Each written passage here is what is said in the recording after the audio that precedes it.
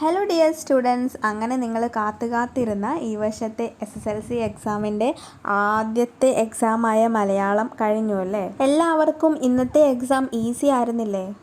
പൊതുവെ model exam പോലെ തന്നെ വളരെ ഈസി ആയിട്ടുള്ള എക്സാം തന്നെയായിരുന്നു. അതുകൊണ്ട് എല്ലാവർക്കും മലയാളം എക്സാമിന് A+ തന്നെ കിട്ടട്ടെ എന്ന് ആശംസിക്കുകയാണ്. പക്ഷേ ഒരുപാട് കുട്ടികൾ വന്ന് പറഞ്ഞിട്ടുള്ള പ്രധാനപ്പെട്ട പരാതി എന്ന് പറയുന്നത് അവർക്കാർക്കും സമയം തികഞ്ഞില്ല എന്നുള്ളതായിരുന്നു. എക്സാമിന് സമയം തികയുന്നില്ല എന്നുള്ള പരാതിയുള്ളവർ ഇനി വരുന്ന എക്സാമിന് ശ്രദ്ധിക്കാനുള്ള കുറച്ച് കാര്യങ്ങളാണ് ഇന്നത്തെ വീഡിയോയിൽ പറയുന്നത്. കാരണം ഇനി വരുന്ന എക്സാമിന് നിങ്ങൾക്ക് സമയം തികഞ്ഞിട്ടില്ലെങ്കിൽ വെറുതെ ഒരു A+ മിസ്സായി പോകും. ഒന്നാമതായിട്ട് നിങ്ങൾ ചെയ്യേണ്ട കാര്യം, അടുത്ത എക്സാമിന് പോകുന്ന സമയത്ത് ഒരു വാച്ച് നിങ്ങൾ നിർബന്ധമായിട്ടും കയ്യിൽ കെട്ടിയിട്ടുണ്ടായിരിക്കണം.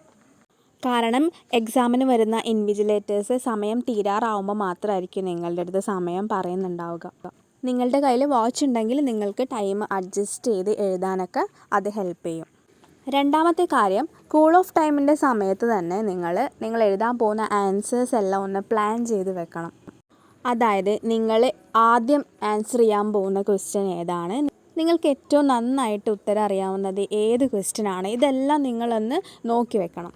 എന്നിട്ട് എക്സാം തുടങ്ങിയതിന് ശേഷം അതിൽ ഏറ്റവും നന്നായിട്ട് അറിയുന്ന ആൻസർ വേണം ആദ്യം എഴുതാനായിട്ട്. ഇതിൻ്റെ ഒരു ഗുണം എന്താണെന്ന് വെച്ചിട്ടുണ്ടെങ്കിൽ, നിങ്ങൾ ഏറ്റവും നന്നായിട്ട് അറിയുന്ന ക്വസ്റ്റ്യൻ ആണ് ആദ്യമായിട്ട് എഴുതുമ്പോൾ നിങ്ങൾ ആലോചിക്കാനായിട്ട് ഒരുപാട് സമയമൊന്നും എടുക്കില്ല.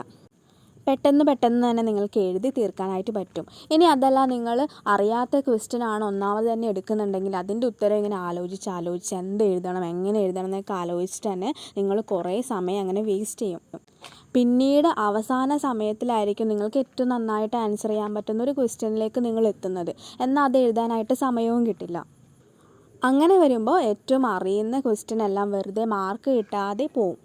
അതുകൊണ്ട് ഇനിയുള്ള എല്ലാ എക്സാമിനും ഈ ഒരു കൂൾ ഓഫ് ടൈം മാക്സിമം നല്ല രീതിയിൽ തന്നെ യൂസ് ചെയ്തിട്ട് എക്സാം എഴുതി കഴിഞ്ഞാൽ നിങ്ങൾക്ക് സമയം കിട്ടാത്ത ഒരു പ്രശ്നവും ഉണ്ടാവില്ല. ഇനി മൂന്നാമതായിട്ട് നിങ്ങൾ ശ്രദ്ധിക്കേണ്ട ഒരു കാര്യമാണ്, മാർക്കിനനുസരിച്ച് മാത്രമായിരിക്കണം ഉത്തരം എഴുതേണ്ടത്. അതായത് നിങ്ങൾക്ക് 2 മാർക്കിൻ്റെ ക്വസ്റ്റ്യൻ ഉണ്ടാവും, 4 മാർക്കിൻ്റെ ക്വസ്റ്റ്യൻ ഉണ്ടാവും, essay ടൈപ്പ് ക്വസ്റ്റ്യൻ 8 മാർക്കിൻ്റെ ക്വസ്റ്റ്യനൊക്കെ ഉണ്ട്.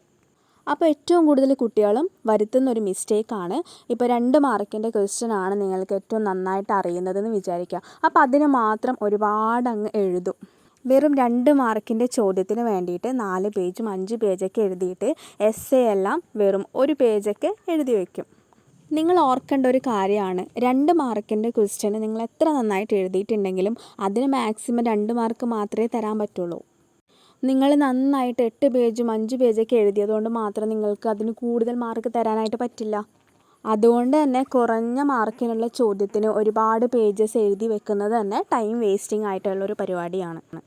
അതുകൊണ്ട് കുറഞ്ഞ മാർക്കിനുള്ള ചോദ്യങ്ങൾക്ക് നിങ്ങൾ കുറച്ച് ഉത്തരം എഴുതിയാൽ മതിയാവും. കൂടുതൽ മാർക്കുള്ള ചോദ്യങ്ങൾക്കാണ് കുറേ എഴുതേണ്ടത്.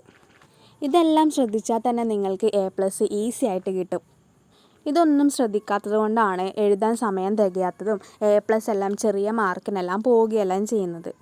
ഇനി നിങ്ങൾക്ക് ചെയ്യാൻ പറ്റുന്നൊരു കാര്യമാണ്, മാക്സിമം പ്രീവിയസ് ക്വസ്റ്റ്യൻ പേപ്പേഴ്സ് എല്ലാം സംഘടിപ്പിച്ചിട്ട് ഓരോ പരീക്ഷയും നിങ്ങൾ സ്വന്തമായിട്ട് വീട്ടിൽ നിന്ന് എഴുതി നോക്കണം.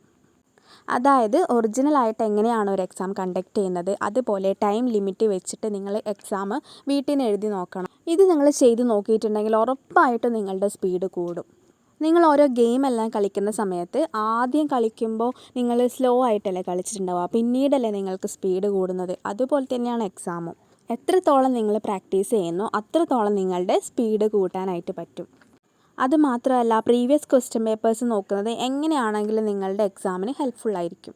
ഇനി നിങ്ങൾ ചെയ്യേണ്ട വേറൊരു കാര്യമാണ്, മാക്സിമം കോപ്പി അടിക്കാതിരിക്കണം. അതായത് ഞാൻ ഉദ്ദേശിച്ചത്, നിങ്ങൾ എക്സാമിൻ്റെ സമയത്ത് അറിയാത്ത ക്വസ്റ്റ്യൻസ് എല്ലാം ഫ്രണ്ട്സിൻ്റെ അടുത്തൊക്കെ ചോദിച്ചിട്ടൊക്കെ സമയം കളയാറില്ലേ? ഒരു ക്വസ്റ്റ്യൻ പേപ്പർ കയ്യിൽ കിട്ടിയാൽ നമ്മൾ ആദ്യം ചെയ്യുന്നത് നമുക്കറിയാത്ത ക്വസ്റ്റ്യൻസ് ഇങ്ങനെ എല്ലാവരുടെ അടുത്തും ചോദിച്ചുകൊണ്ടിരിക്കും. അങ്ങനെ ഇൻവിജിലേറ്റേഴ്സിനൊക്കെ പറ്റിച്ച് എല്ലാവരുടെയും കയ്യിൽ നിന്ന് ആൻസറൊക്കെ തപ്പിപ്പിടിച്ച് വരുമ്പോഴത്തേനും നിങ്ങൾക്ക് അറിയുന്ന ആൻസേഴ്സ് എഴുതാനുള്ള സമയം കൂടി അവസാനം കിട്ടില്ല. നിങ്ങളുടെ സമയം മൊത്തം ഈ ഒരു 1-2 മാർക്കിനുള്ള ഉത്തരം കിട്ടാൻ വേണ്ടിയിട്ട് നിങ്ങൾ വേസ്റ്റ് ചെയ്തിട്ടുണ്ടാവും. ഇനി ആ ആൻസർ ശരിയാവണമെന്നുമില്ല. അതുകൊണ്ട് എല്ലാവരും ക്വസ്റ്റ്യൻ പേപ്പർ കിട്ടിയാൽ ഇങ്ങനെ കോപ്പി അടിക്കാൻ നിൽക്കാതെ അവനവന് അറിയുന്ന ആൻസേഴ്സ് ആദ്യം ഒന്ന് എഴുതി തീർക്കാനായിട്ട് നോക്കണം. അങ്ങനെ അല്ലാത്തവർക്ക് ഒരിക്കലും സമയം തികയാനായിട്ട് പോകുന്നില്ല. ഇനി അതുപോലെ തന്നെ പ്രധാനപ്പെട്ട കാര്യമാണ് മറ്റുള്ളവർക്ക് പറഞ്ഞു കൊടുത്ത് നിങ്ങളുടെ സമയം വേസ്റ്റ് ചെയ്യരുത്. നിങ്ങളുടെ അടുത്ത് ചോദിക്കുന്ന കുട്ടികൾക്ക് നിങ്ങൾ പറഞ്ഞു കൊടുക്കുകയൊക്കെ ചെയ്യുന്ന സമയത്ത് നിങ്ങൾ ആൻസർ ചെയ്യേണ്ട സമയമാണ് പോകുന്നത്. നിങ്ങളോട് ചോദിച്ച് നിങ്ങളെ ഡിസ്റ്റർബ് ചെയ്യുന്ന ആൾക്കാർ നിങ്ങൾ പറഞ്ഞു കൊടുത്തിട്ടില്ലെങ്കിലും വേറെ ആരോടെങ്കിലും ചോദിച്ചിട്ടൊക്കെ എഴുതും. അതുകൊണ്ട് വെറുതെ മറ്റുള്ളവർക്ക് പറഞ്ഞു കൊടുത്തിട്ട് നിങ്ങളെ ടൈം വേസ്റ്റ് ചെയ്യുന്നത് വെറും മണ്ടത്തരം മാത്രമാണ്. ഇനി ഏറ്റവും പ്രധാനപ്പെട്ടിട്ടുള്ള കാര്യം നിങ്ങൾ നന്നായിട്ട് പ്രിപ്പയർ ചെയ്യുക എന്നുള്ളതാണ്. ആൻസേഴ്സ് മര്യാദക്ക് അറിയാത്തത് കൊണ്ടാണ് കുറേ സമയം ആലോചിച്ചിട്ടൊക്കെ വേസ്റ്റ് ആവുന്നത്. നന്നായിട്ട് എല്ലാത്തിൻ്റെയും ആൻസർ അറിയുന്നൊരു കുട്ടീനെ സംബന്ധിച്ച് സ്പീഡിൽ എഴുതി പോകാനായിട്ട് പറ്റും. അതുകൊണ്ട് ഗ്യാപ്പുള്ള ദിവസങ്ങളിൽ നന്നായിട്ട് പഠിക്കണം. ഇത്രയും കാര്യങ്ങൾ നിങ്ങൾക്ക് മനസ്സിലായിട്ടുണ്ടാകുമെന്ന് വിചാരിക്കുന്നു. ഈ കാര്യങ്ങളെല്ലാം നിങ്ങളൊന്ന് ഫോളോ ചെയ്തിട്ടുണ്ടെങ്കിൽ ഉറപ്പായിട്ടും നിങ്ങൾക്ക് സമയം തികയാത്തൊരു പ്രശ്നം ഉണ്ടാവില്ല. ഇനി എല്ലാവരും ഈ കാര്യങ്ങളെല്ലാം ഒന്ന് ചെയ്ത് നോക്കിയിട്ട് നന്നായിട്ട് എക്സാം എഴുതൂ. എല്ലാവർക്കും A+ കിട്ടട്ടെ എന്ന് ആശംസിക്കുന്നു. All the best. Thank you.